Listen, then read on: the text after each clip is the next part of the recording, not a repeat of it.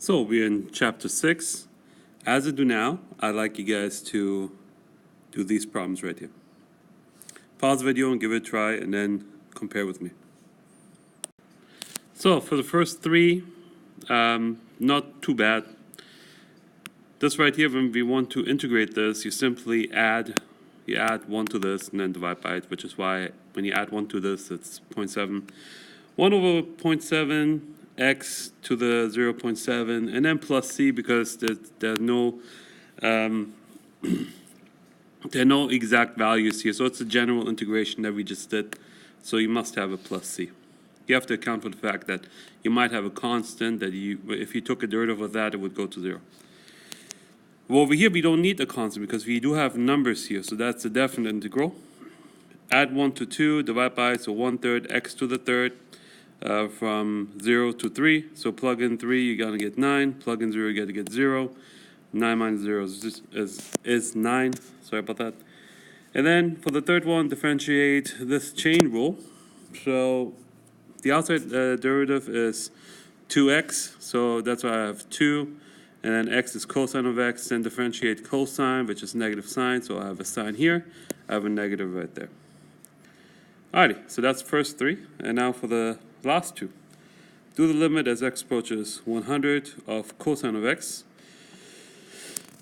When you do cosine of 100, you get 0.862, so we were able to just do that. And then the second part, so cosine is blank at x equals, it's continuous because you were able to plug in a number. When you plug in a number, continuity has several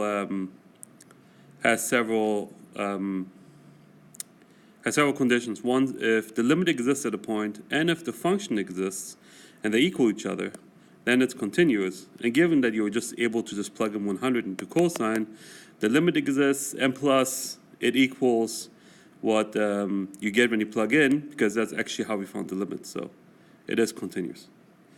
Alrighty, and then for the fifth one, f of x equals x2 cubed, then f prime of 2 equals 12.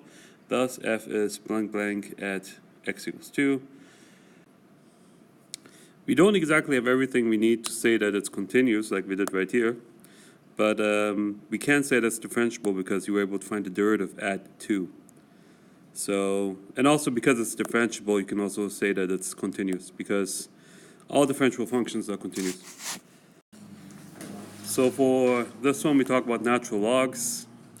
If you, so the first definition of natural log is that the natural log of x is the integral from 1 over t, starting from 1 to x, where x are positive numbers.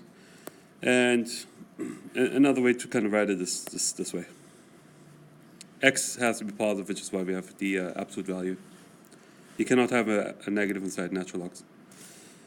So this would be the function for a 1 over x, just the right side of it. So if you take an integral of that, that would be the area, and that's represented by a natural log.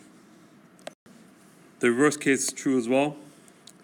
The derivative of natural log of x is 1 over x, and we already know that x is not going to be a negative because it's originated from a natural log.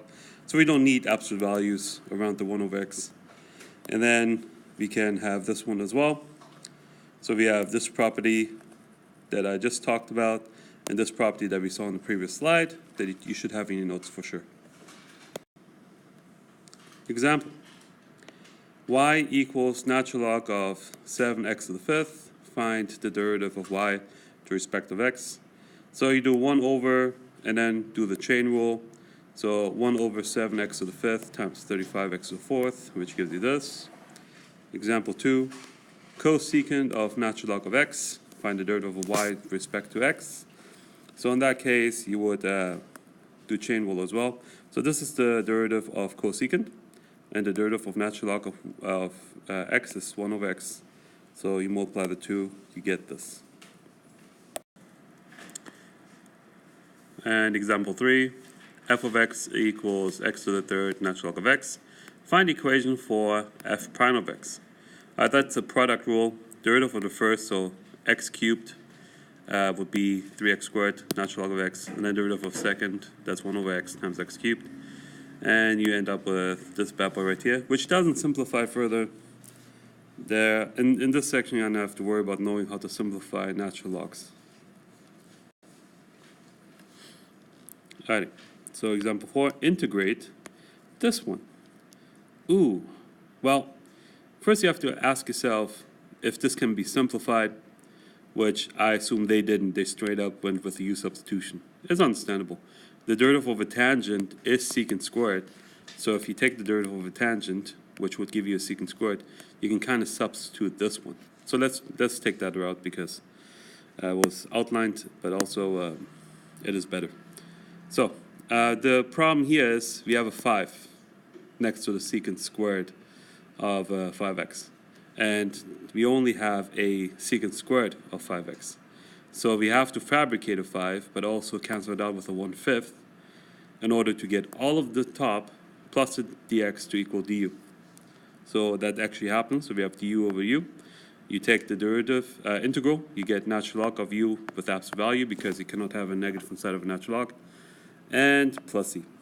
So 1/5 natural log of absolute value of u plus c, and you plug back in. U was tangent of 5x, so that would be tangent of 5x. We have another one. This is a definite integral, which means that we can probably make some adjustments to our limits to fit our u. So u squared over 1 plus x cubed. We're clearly going to make the denominator equal to u. Yep, that's what they did. And then du equals something that has a x squared in it, which we like. We have to fabricate a 3, which gets cancelled out by this 1/3. But I want to probably talk about this real quick. I don't want to worry about plugging back in for u, especially since this is a definite integral. So I'm going to mess with these limits. If I plug in a -4 into here, then I'm going to get 1 plus, and then -4 to the 3 power, which ends up giving me 63. Negative. So that's pretty much 1 plus -64, so -63. So we're going to plug that in here, and then do the same thing, but instead we're going to put a -5. So -5 cubed, that would be 1 minus 125, so that would be -124. So that goes right here. Now that I've changed the limits, once I'm done with this integral, I don't have to plug back into to u, because the limits are catered towards u's. I don't have to substitute back in to get x's because the limits now are catered towards u's. So let's keep going. So that's taken care of. This is going to be a natural log of u, and then we're going to plug in -124 and -63.